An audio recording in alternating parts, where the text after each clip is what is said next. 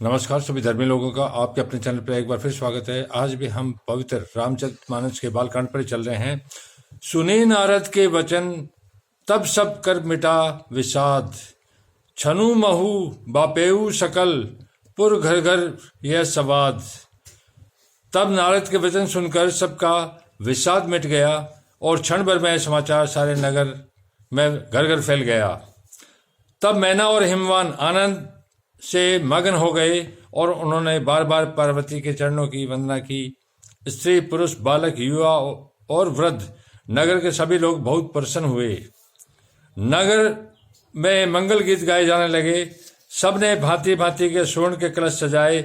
पाक शास्त्र में जैसी रीति है उसके अनुसार अनेक भांति की जोन्यार रसोई, जोन्यार का मतलब है रसोई बनी। जिस घर में स्वयं माता भवानी रहती हो वहां की जोन्यार भोजन सामग्री का वर्णन कैसे किया जा सकता है। हिमाचल ने आदरपूर्वक सब बरातियों को, विष्णु ब्रह्मा और सब जाति के देवताओं को बुलवाया। भोजन करने वालों की बहुत सी पंक्तियां बैठी। चतुर रसोइये परोसने लगे। स्त्रियों के मंडलियां देवताओं को भोजन करते जानकर कोमल वाणी से गालियां देने लगी। अब सब सुंदर स्त्रियां मीठे स्वर में गालियां देने लगी और व्यंग भरे वचन सुनाने लगी। देवगण विनोद सुनकर बहुत सुख अनुभव करते हैं, इसलिए भोजन करने में बड़ी देर लगा रहे हैं। भोजन के समय जो आनंद बढ़ा वह करोड़ों मुंह से भी नहीं कहा जा सकता। भोजन कर चुकने पर सबके हाथ पांव धुलवाकर पान दिए गए। फिर सब लोग जो जहां ठहरे थे वहां चले गए। फिर मुनियों ने लौटकर हिमवान को लग्न पत्रिका सुनाई और विवाह का समय देखकर देवताओं को बुला भेजा।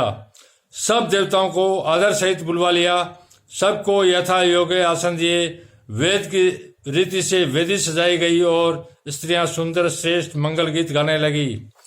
वेदिका पर एक अत्यंत सुंदर दिव्य सिंहासन था जिसकी सुंदरता का वर्णन नहीं किया जा सकता, क्योंकि वह स्वयं ब्रह्मा जी का बनाया हुआ था। ब्राह्मणों को सिर नवाकर और हृदय में अपने स्वामी श्री रघुनाथ जी का स्मरण करके शिव जी उस सिंहासन पर बैठे। फिर मुनीश्वरों ने पार्वती जी को बुलाया। संख्या श्रृंगार करके उन्हें ले आई। संख्या श्रृंगार करके सजा के उनको ले आई। पार्वती जी के रूप को देखते ही सब देवता मोहित हो गए। संसार में ऐसा कवि कौन है जो सुंदरता का वर्णन कर सके। पार्वती जी को जगदम्बा और शिव जी की पत्नी समझकर देवताओं ने मन ही मन प्रणाम किया। भवानी जी सुंदरता की सीमा है। भवानी जी सुंदरता की सीमा है। करोड़ों मुख से भी उनकी शोभा नहीं की जा सकती। जगत जननी पार्वती की महान शोभा का वर्णन करोड़ों मुखों से भी नहीं करते बनता। वेद शेष जी सरस्वती जी तक उसे कहते हुए संकुचा जाते हैं। तब मंद बुद्धि तुलसी किस गिनती में है। सुंदरता और शोभा की खान माता भवानी मंडप के बीच में जहाँ शिव जी थे वहां गई। वे संकोच के मारे पति शिव जी के चरण कमलों को देख नहीं सकती, परंतु उनका रूप भोरा तो वही रसपान कर रहा था। मुनियों की आज्ञा से शिवजी और पार्वती जी ने गणेश जी का पूजन किया।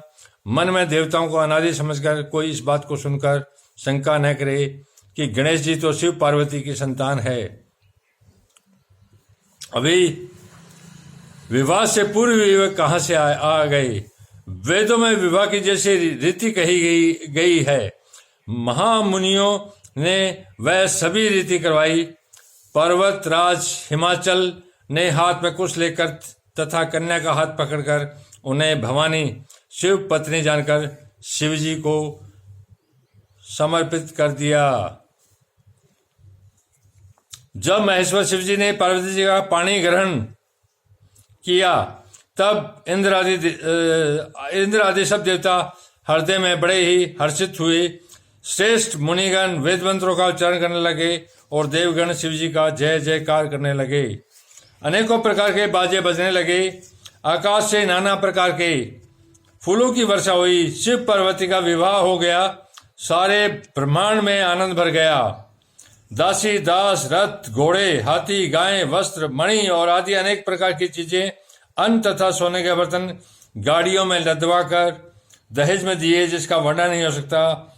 बहुत प्रकार का दहेज देकर फिर हाथ जोड़कर हिमाचल ने कहा, हे शंकर, आप पूर्ण काम हैं, मैं आपको क्या दे सकता हूं। इतना कहकर वे शिवजी के चरण कमल में पकड़कर रह गए। तब कृपा के सागर शिवजी ने अपने ससुर का सभी प्रकार से समाधान किया। फिर प्रेम से परिपूर्ण हृदय मैना जी ने शिवजी के चरण कमल पकड़े और कहा, हे नाथ, यह उमा मेरे प्राणों के समान प्यारी है। आप इसे अपने घर की टहलनी बनाइएगा और इसके सब अपराधों को क्षमा करते रहिएगा। अब प्रसन्न होकर मुझे यही वर दीजिए। शिवजी बहुत तरह से अपनी सास को समझाया। तब वे शिवजी के चरणों में सिर नवाकर घर गई। फिर माता ने पार्वती जी को बुला लिया और गोद में बैठाकर वह सुंदर सीख दी, हे पार्वती, तू सदा शिवजी के चरणों की पूजा करना। नारियों का यही धर्म है। उनके लिए पति ही देवता है और कोई देवता नहीं। इस प्रकार की बातें कहते कहते उनकी आंखों में आंसू भर गए और उन्होंने कन्या को छाती से चिपटा लिया। फिर बोली कि विधाता ने जगत में स्त्री जाति को क्यों पैदा किया? पराधीन को सपने में भी सुख नहीं मिलता। योग कहती हुई माता प्रेम में अत्यंत विकल हो गई, परंतु कुछ समय जानकर दुख करने का अवसर न जानकर उन्होंने धीरे धरा। मैना बार बार मिलती है और पार्वती के चरणों को पकड़कर गिर पड़ती है। बड़ा ही प्रेम है, कुछ वर्णन नहीं किया जा सकता।